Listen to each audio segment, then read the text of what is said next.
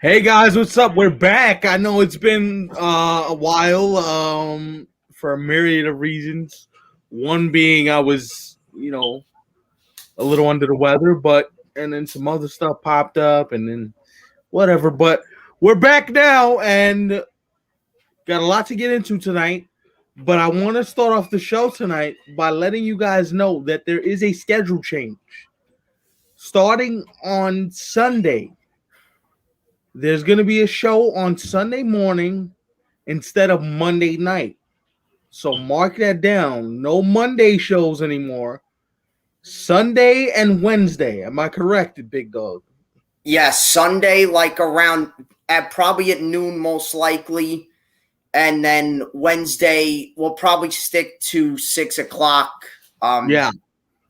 so yep, just want to let you guys know that we wanted to, kind of switch things up a little bit.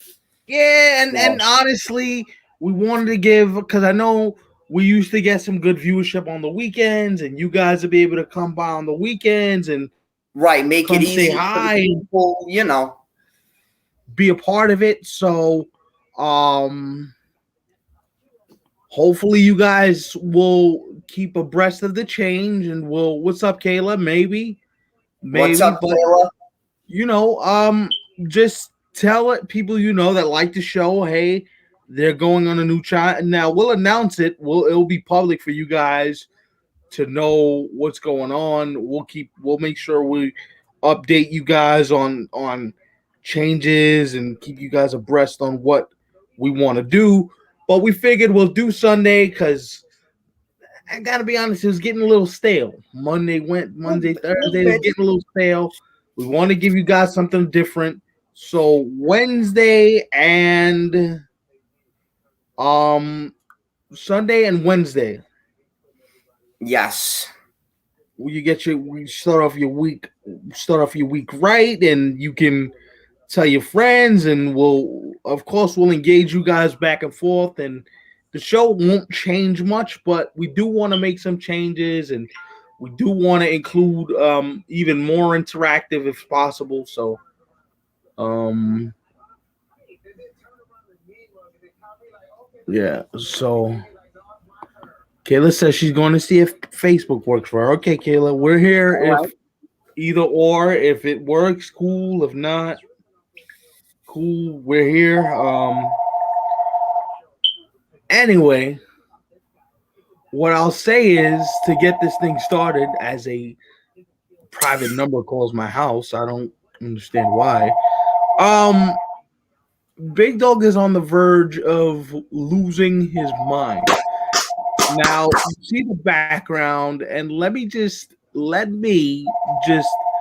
preface the show by saying this. If you know this guy as well as I do, and you care for him as well as I do, what we saw last night, it was almost like I wanted to reach out and hug him, because now you're probably thinking you're not another fan. What do you care? Now, in normal circumstances, I wouldn't care, but these aren't normal circumstances, and this is the co-host of the show. Now, the first thing I'm thinking is, oh my God, I'm praying for his well-being. Because to be quite honest, if you watched an Islander game with this guy, a human heart is not supposed to be put through what his gets put through Oh, on it a definitely daily ages you, basis. especially in the playoffs. No Yeah, doubt yeah, about it. yeah, yeah, yeah. So if you want to talk about psychopathic into it, sweating Screaming. every shift, looking at the screen as though his eyes are gonna pop out the front of his head like saucers. This is the time that you look at Big Dog and go, "Oh my God, is he okay?" Thank you, Thank darling. We're you. happy to be back. Thank you for watching. Listen, I gotta be honest. I didn't watch much of the game yesterday, but I was getting score updates and I was checking Twitter, and I'm like, just hold the lead for this guy. That's all I ask. Don't make it any interest. Don't make it any more interesting. Just chip Yeah, I and was so chase. happy it was a blowout. Hold the lead, and we'll be able to talk about something joyous tomorrow. So please, for the love of God, They won for you. How are you doing? How are you doing? Amazing. I'm really amazing. No, seriously, emotional. It's been cathartic.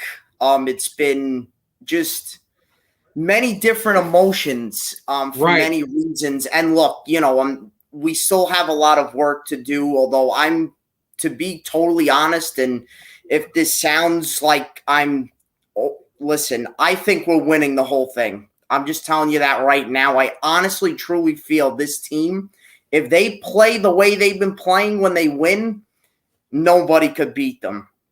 I mean, they just have this aura about them and around them from the top, from John Ledecky, Lou Lamoriello, Barry Trotz, and the players. Right. They're all on the same page. Right.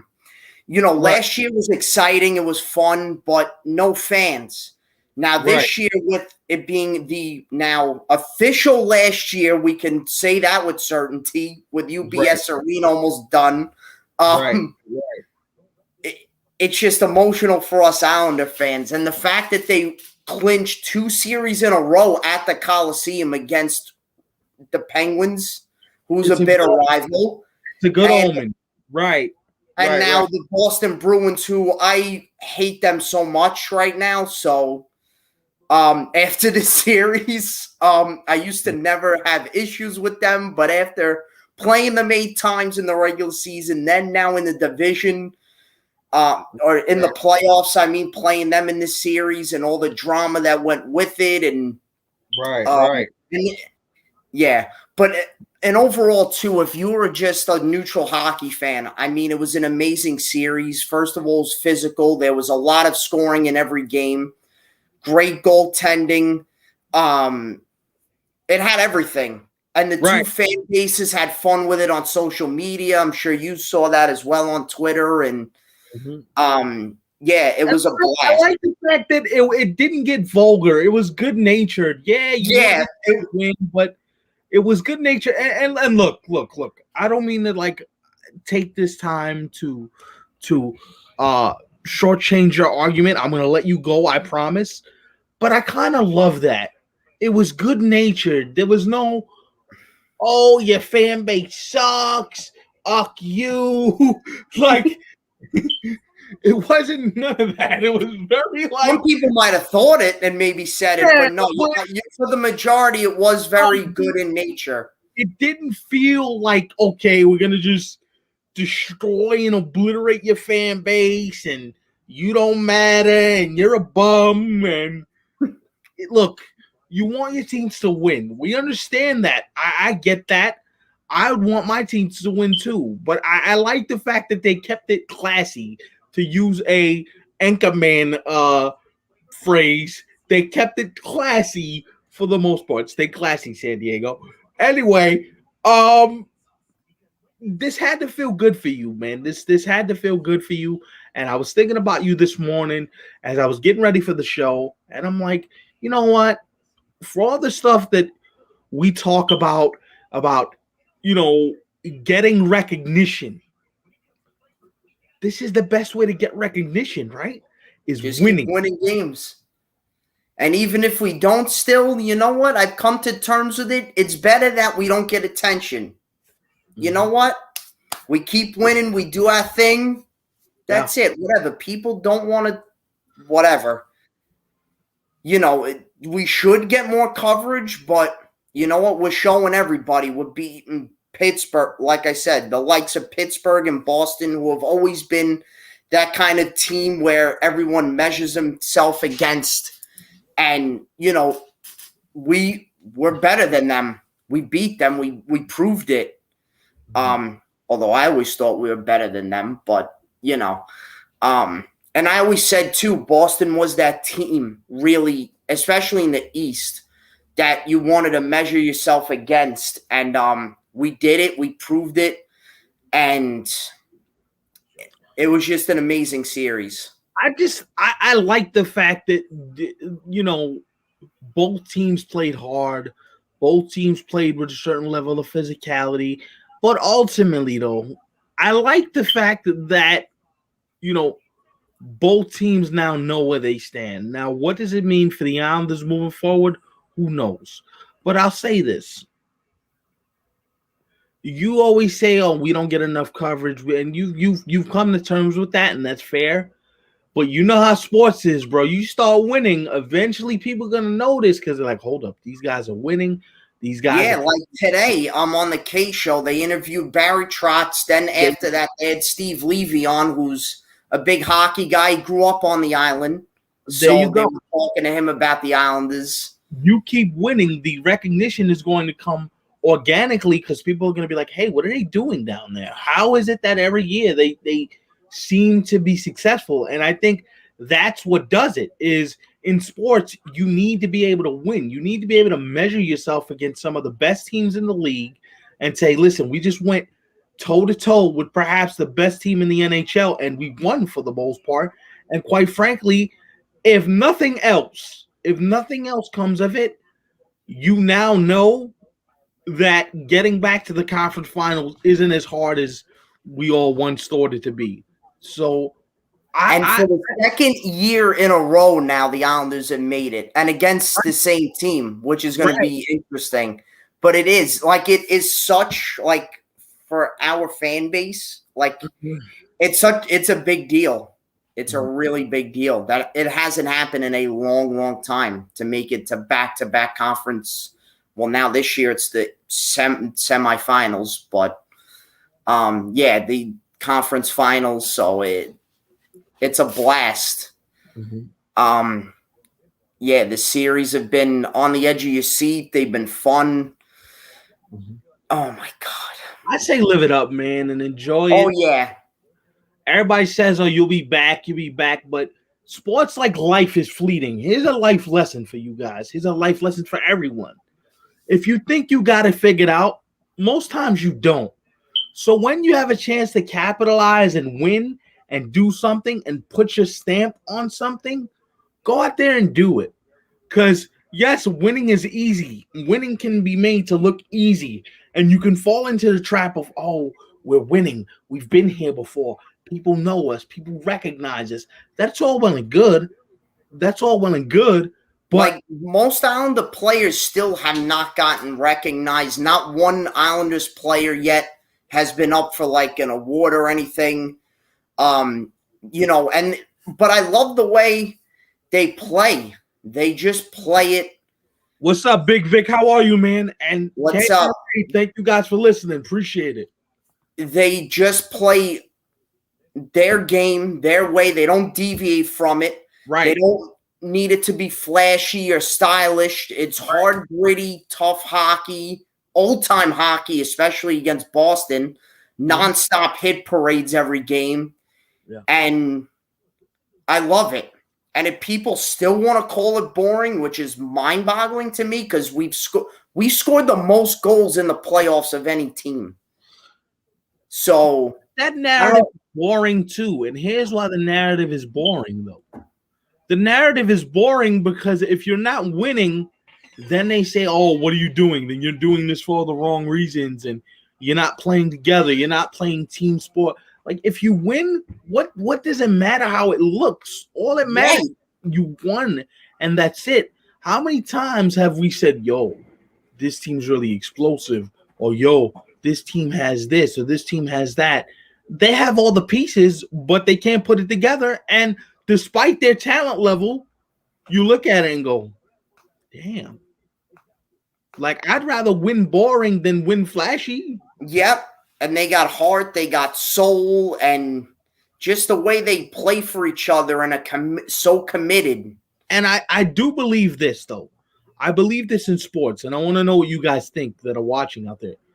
When you have experience and you've played together and you have veterans on your team and you're playing for one common goal and one cause, it becomes a lot easier to say, "You know what, I'm going to put my ego to the side. I'm not going to worry about how many goals I get.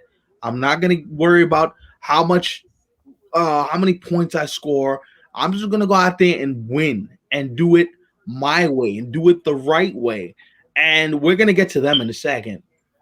I do believe that there's something to the effect of if we've been together for a while and we've been through the trenches together and we kind of know what each other brings to the table, winning becomes easier because you don't got to worry about whether that guy's going to be there for you next time or whether when the shot comes off the post, so they're going to go get it, or you know what I'm saying? So it feels very like, we've been here before. We know what it takes to win, and that matters for something, especially in this time of year.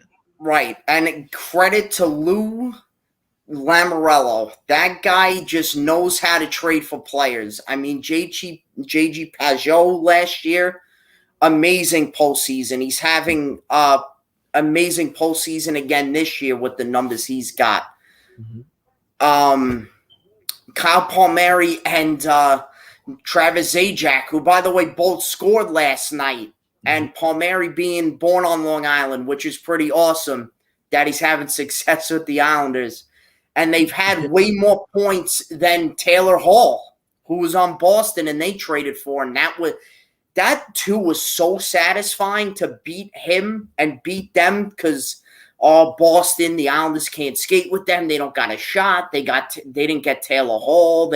And now look what happened. So the flashy, stylish goal scorer, that don't always do it. Right. If you're just depending on that so-called perfection line and I'm not discrediting them, Bergeron, Marchand, Pasternak, they're great. But if you're just relying really on that one line, right. That's the other thing. We had all four lines rolling. Where Boston, you kind of really, you're like watching every game. You're like, they're really relying on those three guys. And if you want to count David Krejci, and a couple of other guys in there, Tuukka Rask too wasn't great. That's another advantage we have is Ilya Sorokin and Semyon Varlamov. And it seems to me they're on the same page and like one's not jealous over the other. They work together, which is big. But what we're talking about is an organizational philosophy. Okay. Yes.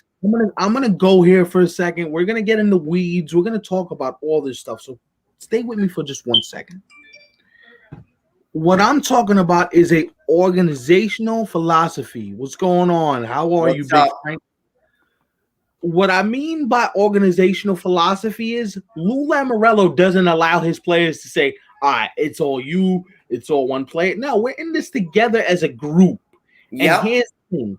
Semyon Varlamov is a veteran. He's been around the game. He knows. You know that this young kid is eventually going to come take your job. That's the reality in sports. The reality is I'm grooming this young goalie to eventually come take my job.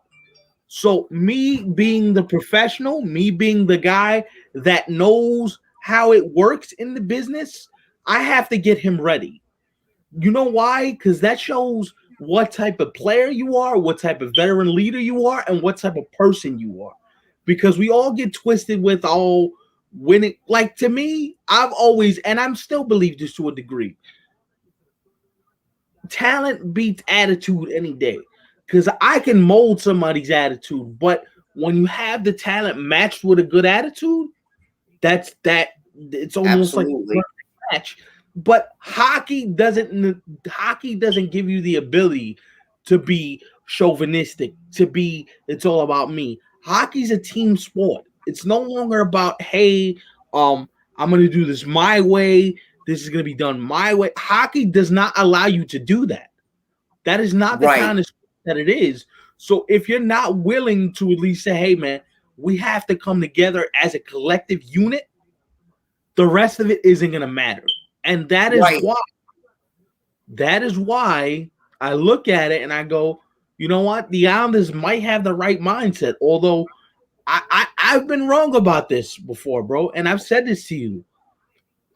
In big games, I want stars to be able to be stars. But hockey seems like if you play together as a team, that can quell the ultimate star. That can stop the ultimate star. And they're proving that point right. Yeah. And Barzal got hot as of late. He scored 3 games in a row.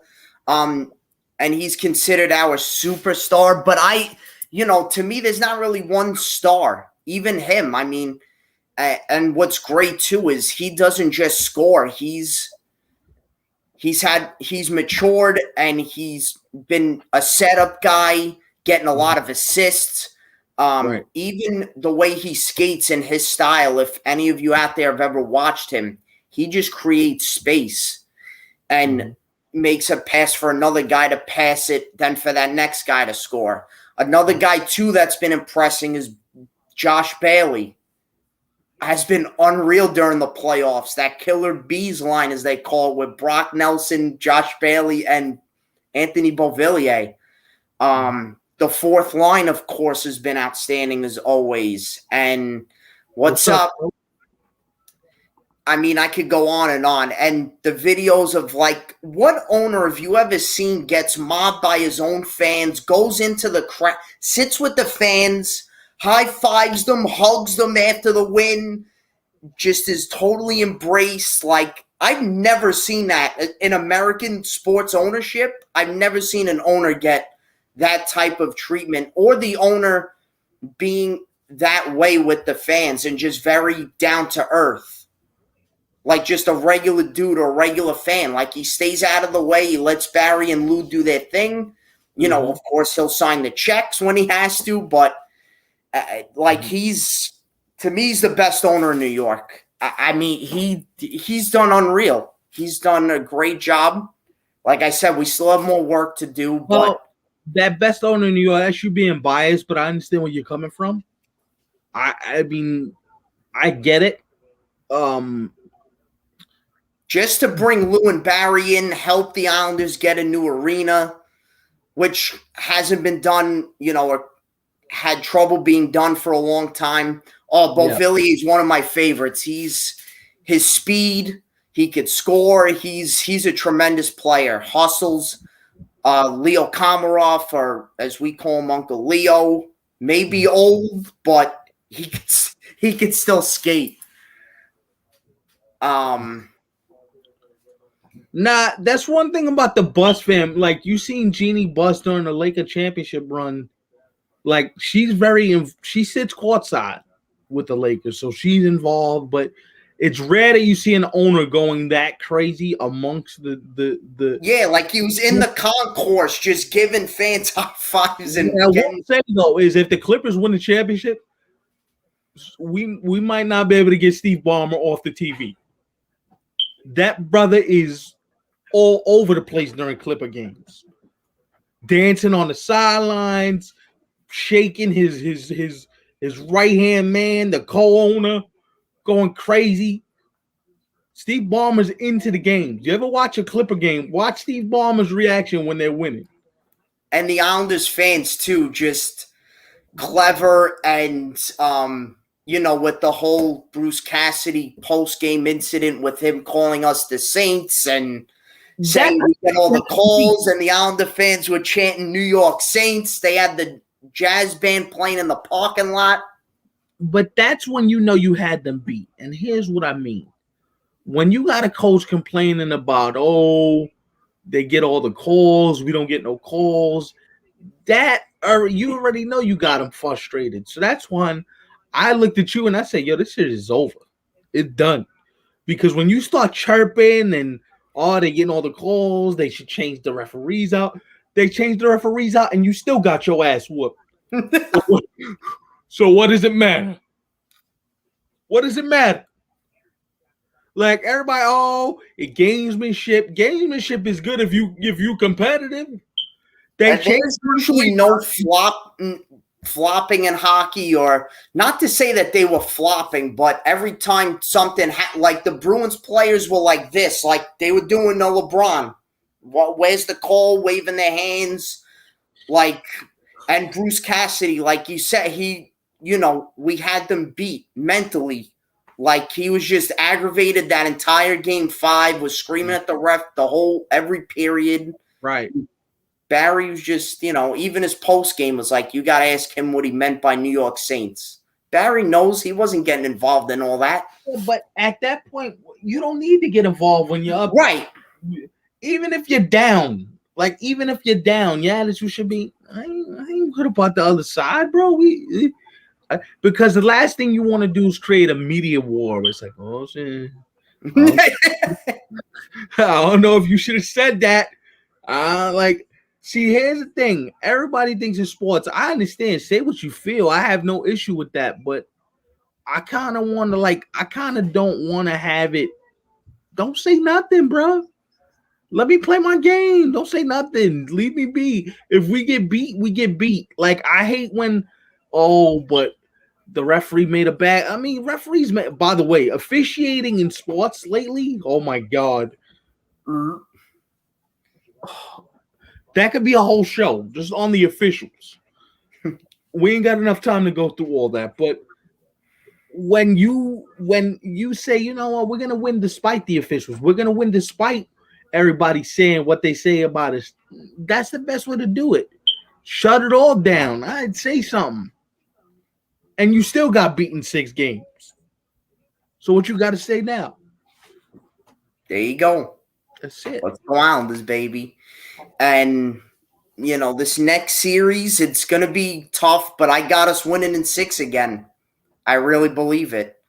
Tampa does have talent. They have great goaltending, and they're, you know, they'll be tough to go against, but I think third time's the charm. We lost against them in 16. We lost to them last year. This is the year. I truly believe that. We'll see. And this is going to be the first time this season that we're playing a team outside our division. Same thing with them. You know, the way the season was set up this year. So that's going to be another interesting thing too, when there's not much rest time either for each team. Like, they won in 5, we won in 6. So where last year, if you remember, like, we had to fly to Edmonton one day, and then the next day we had to play, where they had a week off, and you could just tell, because that first game we got blown out big time. And it was tough for us, but it's going to be different this time around. So, I'm excited. Very excited. So it should be fun. Should be a lot of fun. Interesting.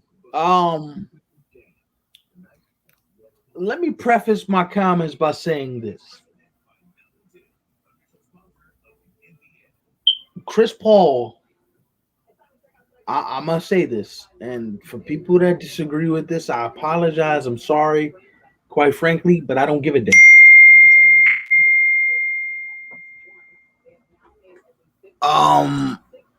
Chris Paul is the best leader in the NBA.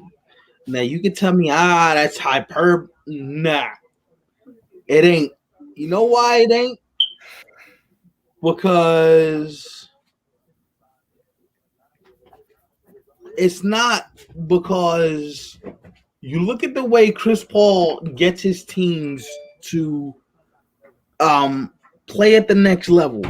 Now, we remember what he did in Oklahoma City. Now, remember, Oklahoma City was a lottery team this year. He brought a lot of that same team to the playoffs last year in the bubble. The Phoenix Suns were terrible before he took over, as our special guest joins the show.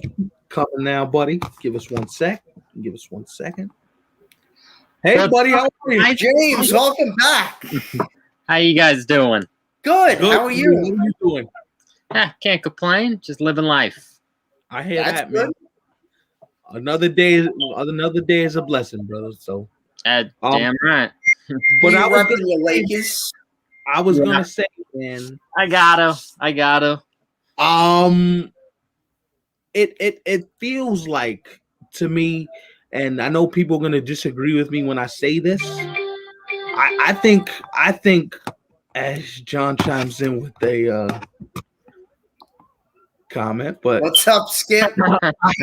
I think Chris Paul is the best leader in the NBA. Now, I want to clarify my statement when I say that, because people think, "Oh, what does that mean? You disrespect." Listen, when I mean leadership doesn't always mean championships, because not everybody is fortunate enough to win championships. Championships are they're hard to obtain. It has to do with your teammates around you. It has to do with circumstances and injuries and all these things that we all know when it comes down to sports. But if there's somebody that I trust in a big game to get my team to just play within themselves in the moment, it's that guy.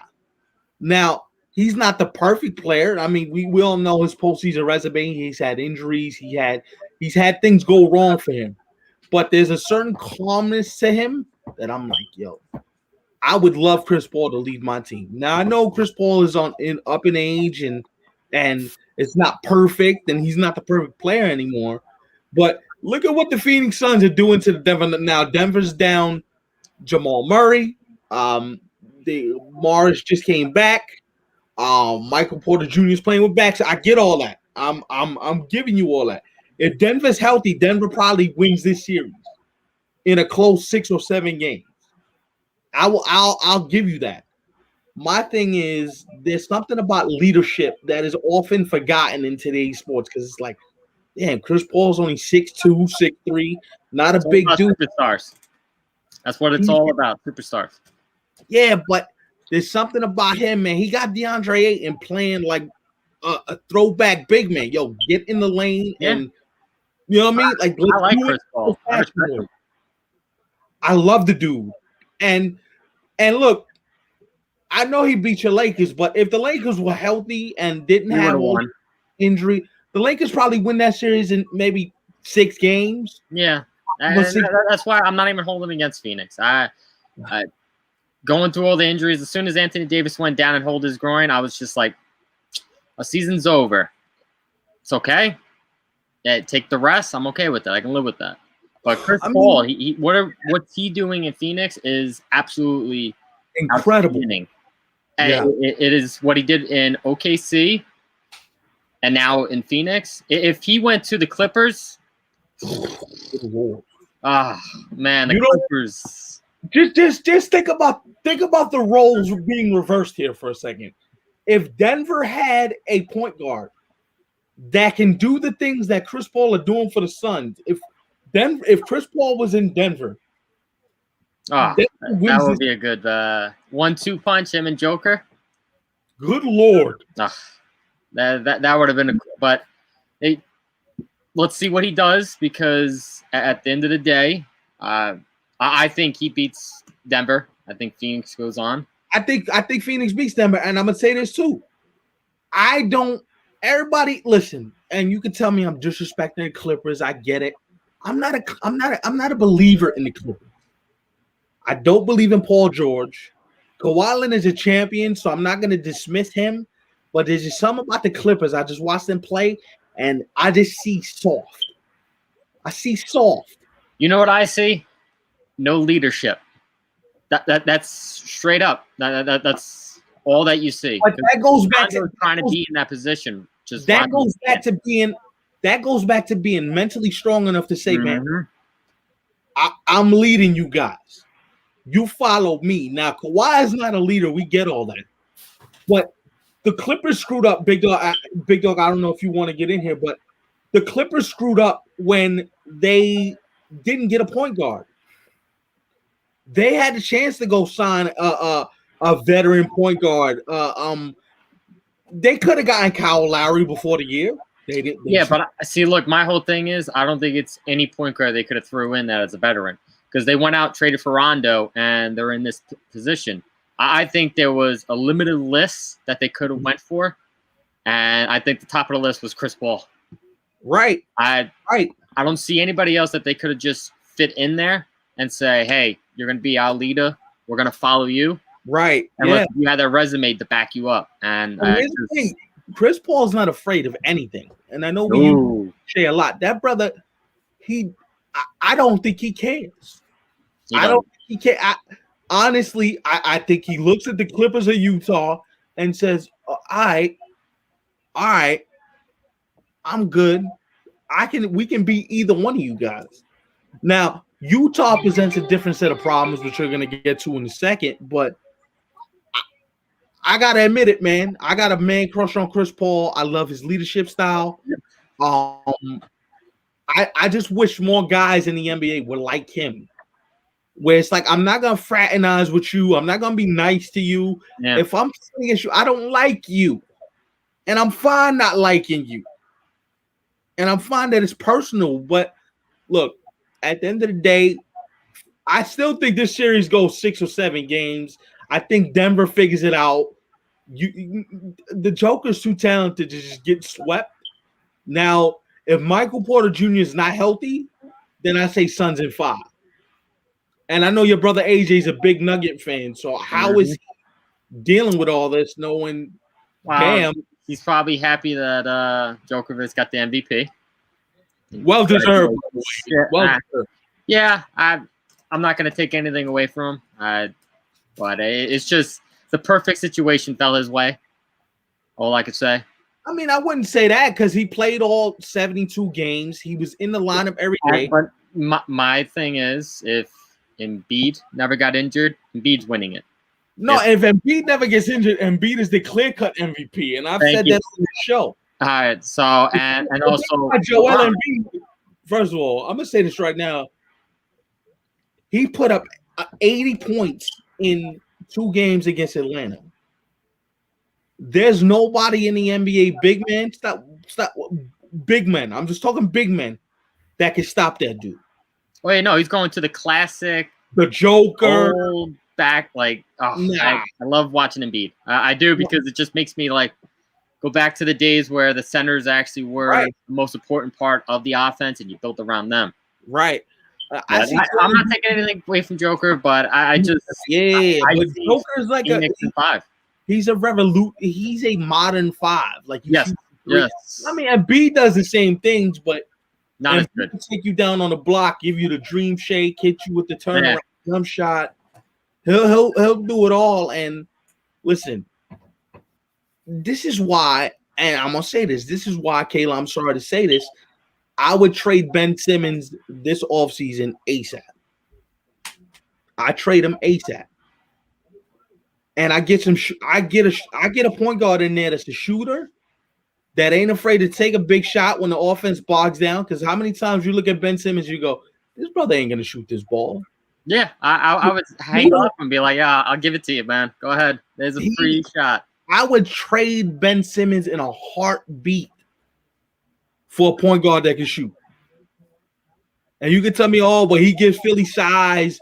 Size is good when you use it, but he don't use it. What he had in game 2, Jay? What was his stat line? He had like 2 points. Nah, I can tell you right now. 2.4 assists and like 5 rebounds. Yeah, but either way, the issue is that you can't play physical anymore. That's another thing too. So it doesn't matter what, at the end of the day, how he plays. It's just he does not fit in what NBA is anymore. Because he can't shoot. Yeah. If he had an okay jump shot, he would have been fine, but he's not. Mom, I'm doing my show. I remember Ben Simmons, 4 points on 2 of 3 shooting. 4 points on 2 of 3 shooting? 35 minutes played. Are you kidding me? No. No, I know you're serious, but I'm just saying. Like that is the guy's supposed to be a star. Bro, I'm paying you max money to score me 4 points. 4 points, 3 rebounds, 7 assists. 0 for 2 from the line. James, do me a favor, bro. Go suit up for the Sixers and easy. I can do it. I can score more than 4 points. Good Lord, man. 4 points. And then Embiid, 40 points, 13 rebounds, 2 assists. That dude is a monster. Somebody go get him. Like, listen, Capella, you only abuse the Knicks because the Knicks didn't have size to stay with you. But Joel is with the Knicks. I think nothing against your Knicks. I think they opened up. I just don't think they were a 4 seed. I think it fell into. I don't know. I didn't think so either. No, and I think it proven it in the playoffs. They literally went up against. Right. I agree with you. So. Oh yeah, Nick! Congratulations on your Islanders. Thank you. All right. Yeah. A couple of you former guys scored. So. I'm okay with that. I'm at the point where it's like I get it. I understand what this means, but like the Knicks getting the 4 seed was lucky. I'm gonna be honest. I know that. I'm not even gonna sit there and deny that. No, we should have been. No, I had them in the playing tournament. I had them losing in the playing tournament, and that was their season. So the fact that they got the 4th seed was just like, okay, I'm not mad at it. I just don't want to hear all the Knicks fans come out and say, "Take it slow, let's build and everything," because you're not going to have the same as you gotta know, but you gotta build though.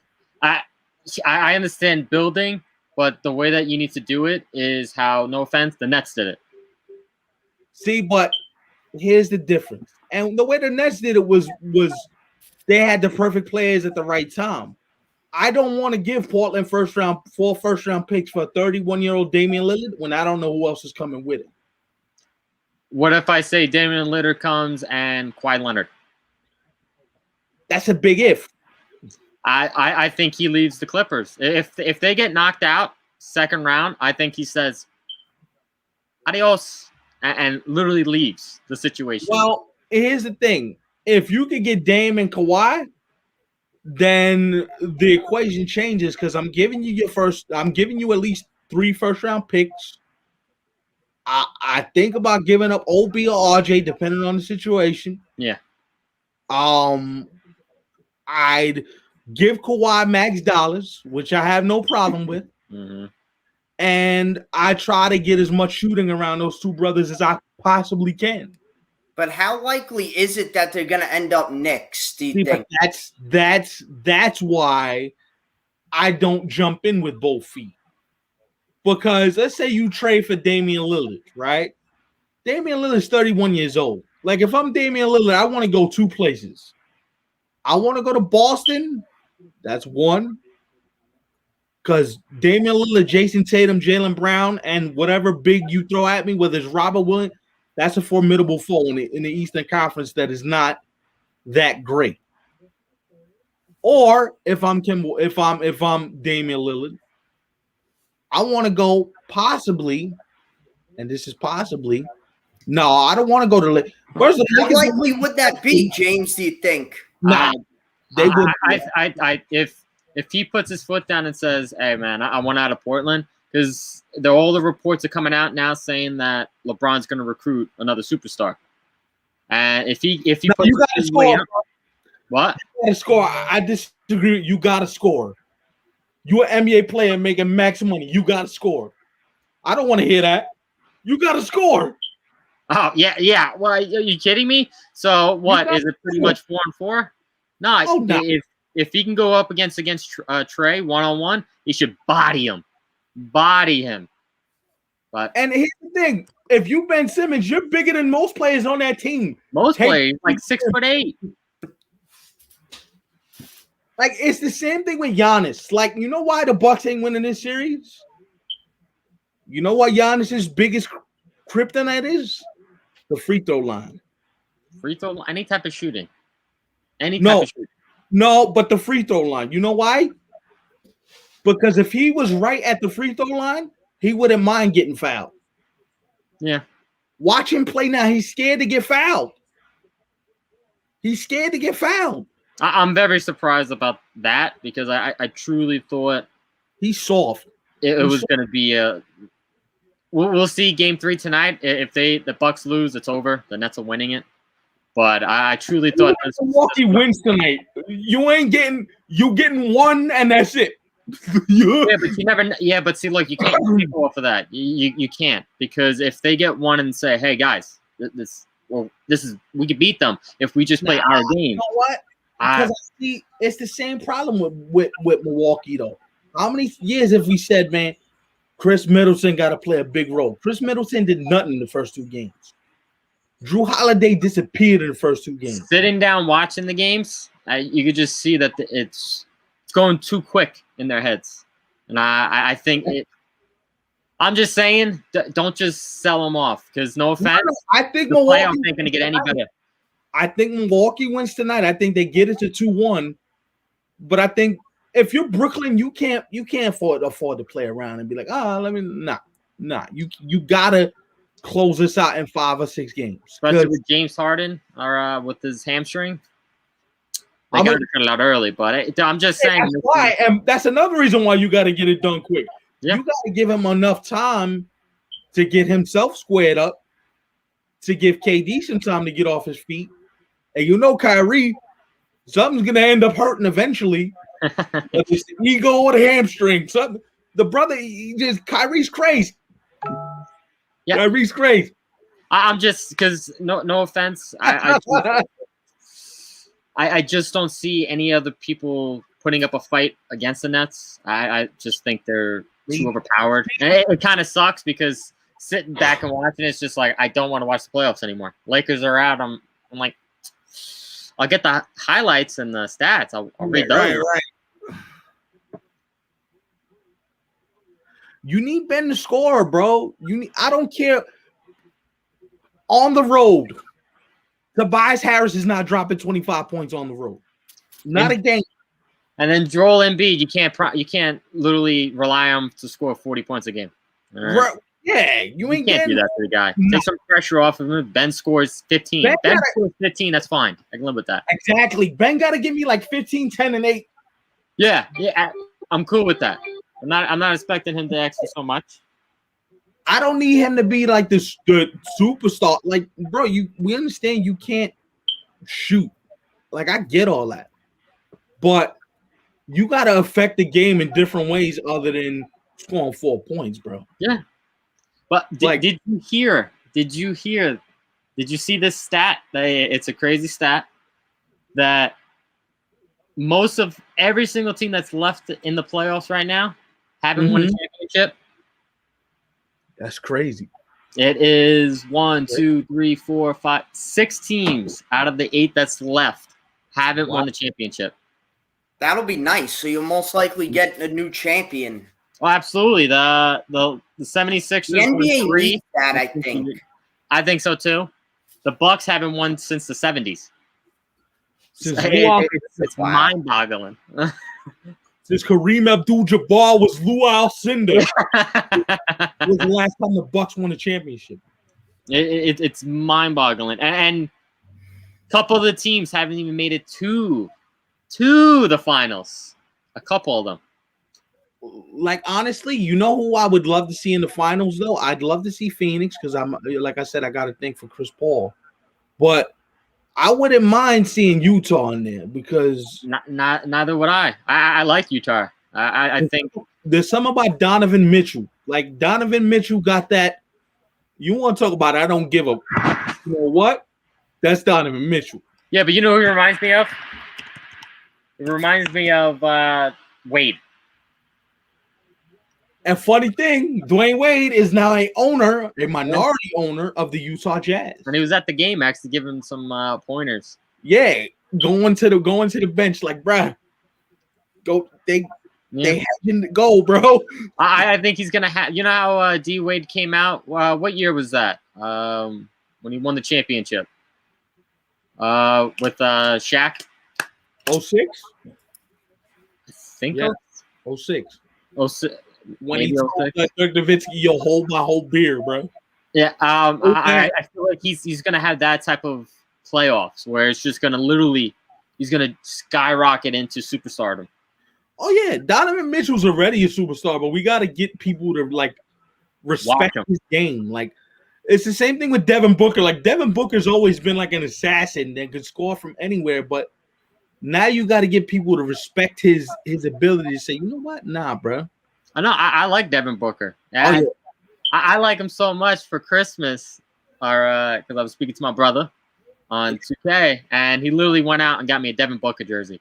Really? I can't wear it for a couple months now, but I have it. Good. So when Phoenix beats him in this round, you can wear it. Yeah. Maybe I'll pull it out of the closet. Hey man. Real quick, I know we've touched on like all of these series, but I want to like get you out of here on this. I want to ask you real quick about, because I know we've been hearing a lot about sticky substances on baseballs and all this stuff. I think it's hilarious. Right? Well, Right. the whole thing is, I feel bad for Cole because he's one of your best players, and They've been doing it. They've been doing it for 100 years, though. But the MLB could have got in front of it and be like, "Hey guys, we're gonna start strapping down on it, start to ease it down."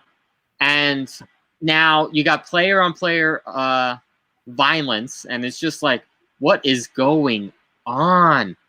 I think it's funny because it's the Yankees at the end of the day, so it helps me out. All I'm saying is, how Josh Donaldson like those 2 Ks in his neck though, and that 0 for 4 he took last night. Yeah, I get that. Who was he facing? The Twins, right?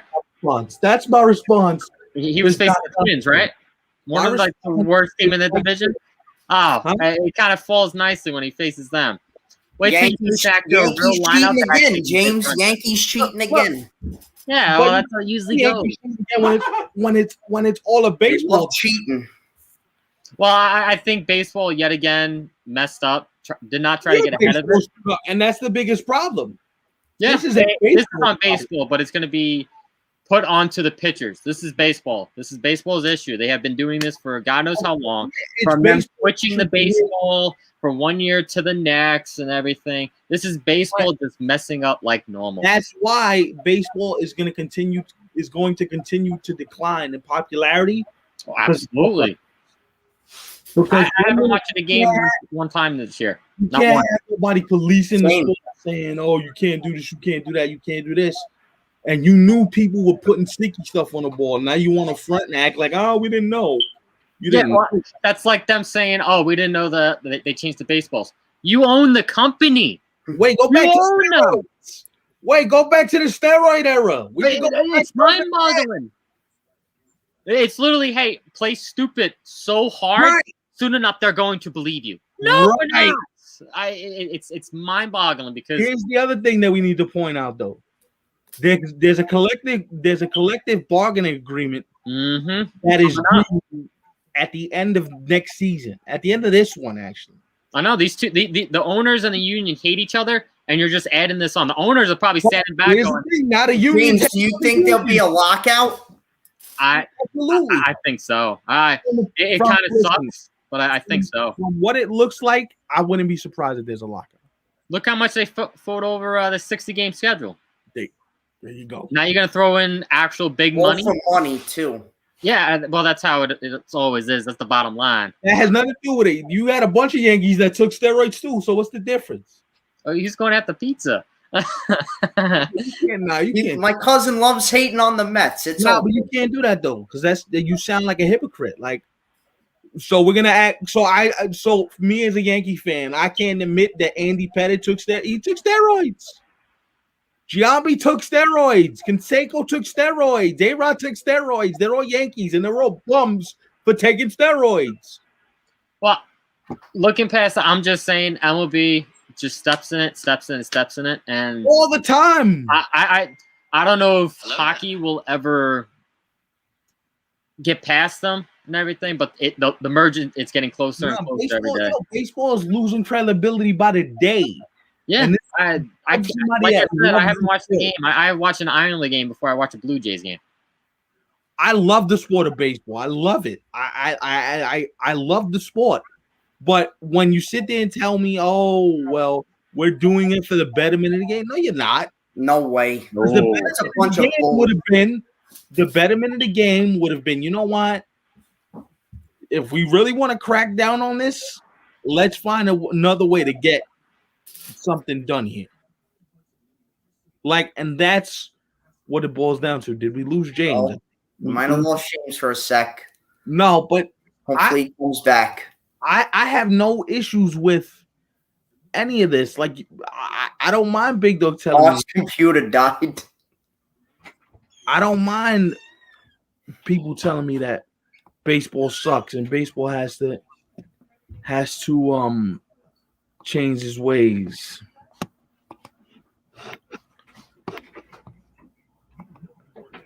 Yeah, but you know what? Bonds is eventually going to get in. These young voters, they're going to vote for the steroid users.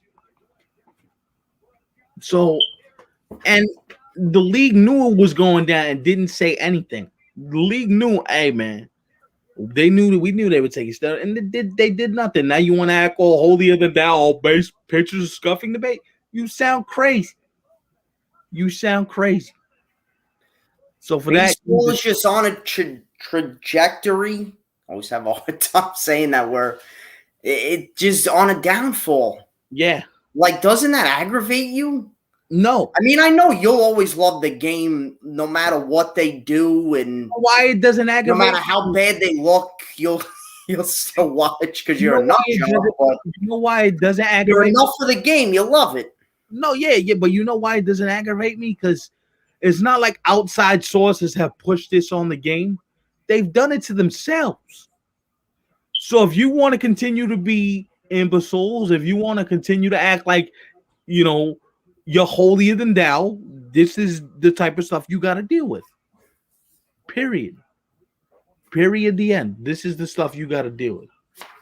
And you deserve whatever ridicule or scorn you might receive. Period. The end.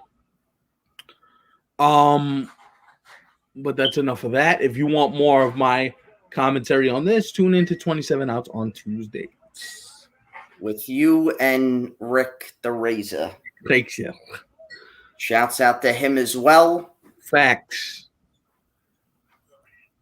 What do you got, man? I know you want to close this thing out with some soccer, so yeah. Man. Yeah, and James is trying to find his charger, so he's like, another time I'll hop back on. So, but that was cool. We had him on at least for a little bit. Thanks, like the hair for hopping on. You got all good looking for us, buddy. I appreciate you. Yeah, he had the hair. You saw that, right? He had the hair all nice and whatever he's putting it, trying to look stiff. I feel special, man. You got all sophisticatedly beautiful for me. Got a haircut, it looked like. There you go. There it is. It's getting a little longer, by the way.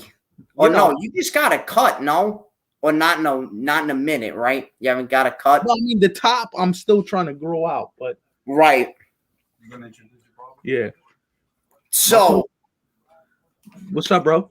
Yes, we have the Euro Cup finally. It was supposed to be last year, but due to the pandemic, they delayed it 1 year, although they're still calling it UEFA Euro 2020. I guess they just wanted to keep the name, and they did enough advertising with that name. I don't know. So I guess they wanted to keep it. So I have some storylines here, and then I have some facts about certain teams. I'm not going to go through every team, but so the storylines, I'll jump right in. Will England win the Euros, or will pressure get to them? So England seems to be, and of course there's other big teams as well, but England is always that one team. It's kind of like Dallas in football or Toronto in hockey or whatever team you want to try and compare them to. Right. They're great. They always had a great roster. Right. But they always fall apart. Although the last big tournament, which was the World Cup in 2018, they made it all the way to the semifinals and didn't get blown out. They took it till the bitter end. And they really had no expectations. But now they have a ton of expectations on them. And, there's a big question. Also, too, there was hype in the UK all over, like, who are they going to bring? What's their roster going to look like? And then one of their biggest players, Trent Alexander-Arnold, who they were toying back and forth with, like, will he be there? Will he not? He ended up being named to the roster, and then he got hurt the next day in a friendly match, and he's out for 4 to 6 weeks. They believe with a hamstring injury, which sucks. That's terrible, but it was like all that hype. He gets selected to the team, and then now you can't play. So, but England, just the way their roster is, I mean, Harry Kane's and Sterling's, and They have so much talent. I really like their coach, Gareth Southgate, although he gets a bad reputation in England. I don't know. Not a lot of fans of the media seem to care for him. Why? I don't. There's just this aura around him that they feel like he's not. Just his attitude, not like he's nasty, not like that, but they just think he's not like up for, like, they don't think he can win like he's good enough to win a trophy, so to speak. But they're actually, what's that? So they don't believe he's good enough. They have their own personal viewpoint on what they view as good enough or bad enough or Exactly. Yeah, they always, again, like with the Maple Leafs, or like they some fans too actually are like, they were calling in radio stations there already actually saying, I don't think we're going to do anything. We're going to be a flop in the tournament. So some fans are going far as, we're hyped again. They hadn't even played a game yet. You already, damn. And their group is Croatia, Scotland, and see, but as a player, that would piss me off. That would make me want to go out there and win the whole thing. Yeah, and the Czech Republic. Just because you don't believe in me, that would make me want to go out there and win the whole thing. And it's an interesting group. One, because they lost to Croatia in the semifinals in the World Cup. So now they're playing again. Scotland and England have this bitter rivalry, of course, mainly due to history, and they share a border. Scotland and England fans hate each other, whether it's rugby, soccer, it's going to be, and that game's going to be at Wembley Stadium. So that's going to be fun to watch.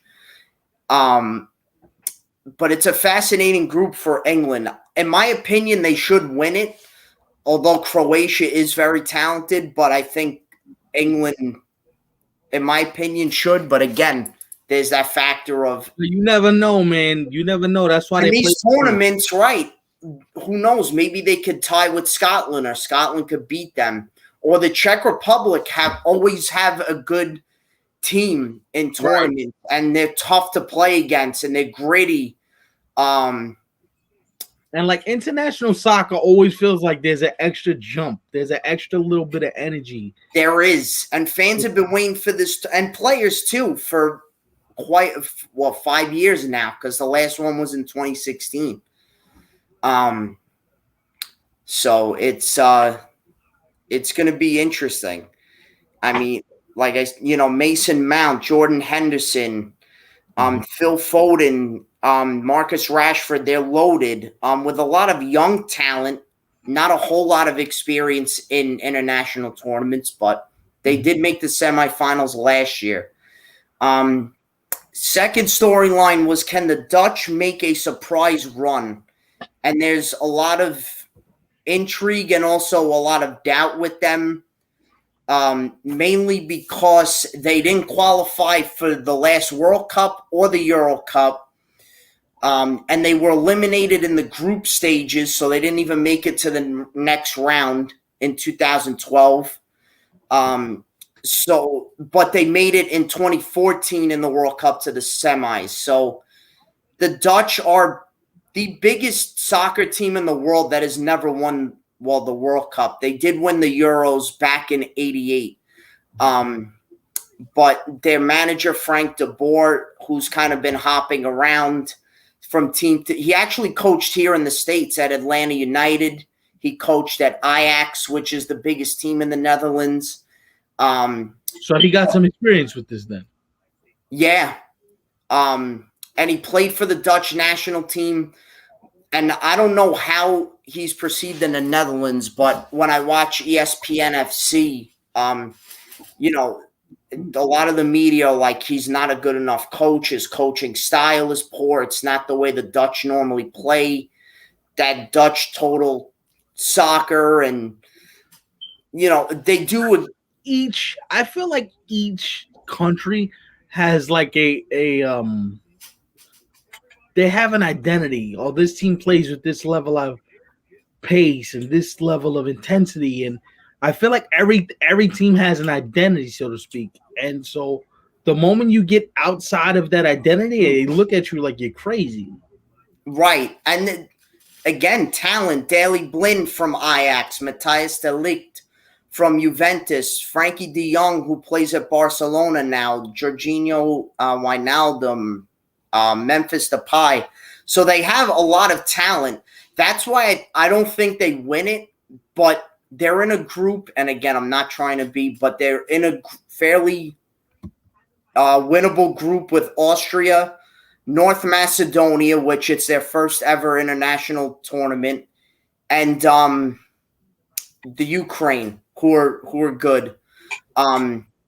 Austria could be solid, and North Macedonia, I mean, they did beat Germany in World Cup qualifying. I mean, like you said, in these wacky tournaments, you don't know. The Netherlands, if they did not get out of this group, I mean, that might be one of maybe the biggest flop, like bigger than Germany for a couple of years ago, and we could think of so many others. But if the Netherlands don't get out of that group, the country might riot. I'm just saying. How far will Germany go? We've talked about Germany here and there on the show because Jogi Löw, who's the current coach, will now be out. And Hansi Flick, who used to work with Jogi Löw, actually won the 2014 World Cup with Germany. He was on that staff. And I'm happy, too, that they brought back guys like Mats Hummels, Thomas Muller. So, again, it's that mix of young and old.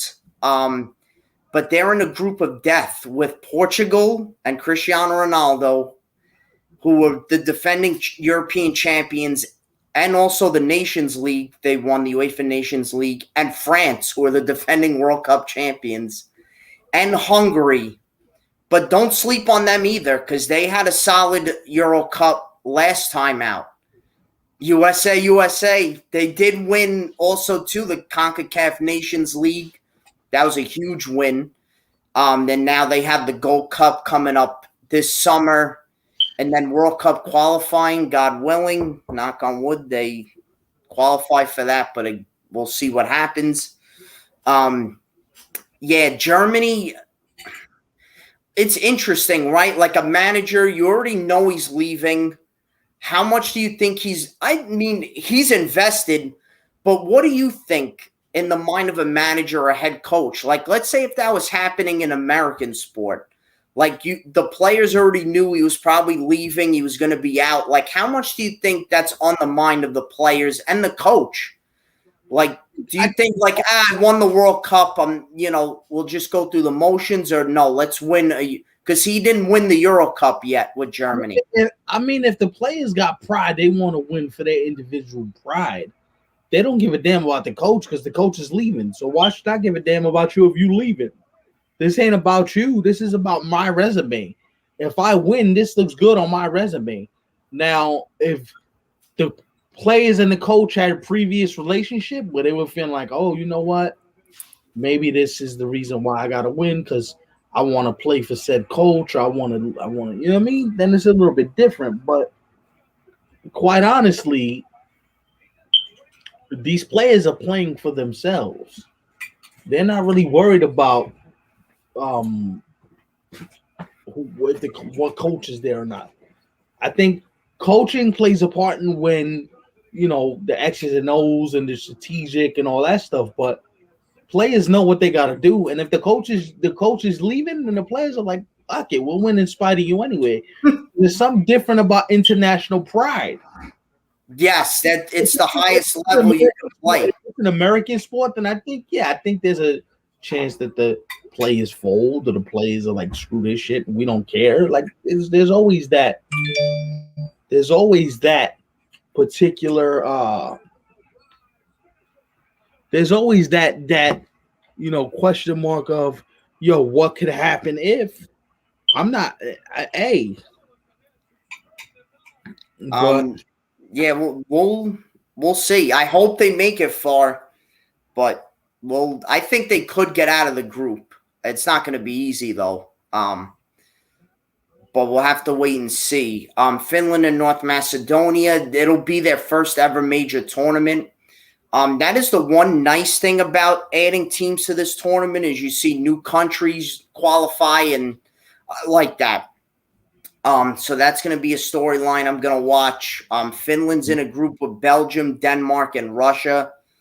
That's going to be hard.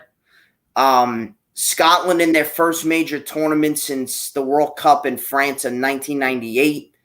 And I mean, the celebrations they showed in Scotland after they didn't win nothing yet, but they just qualified for the tournament. The country went crazy.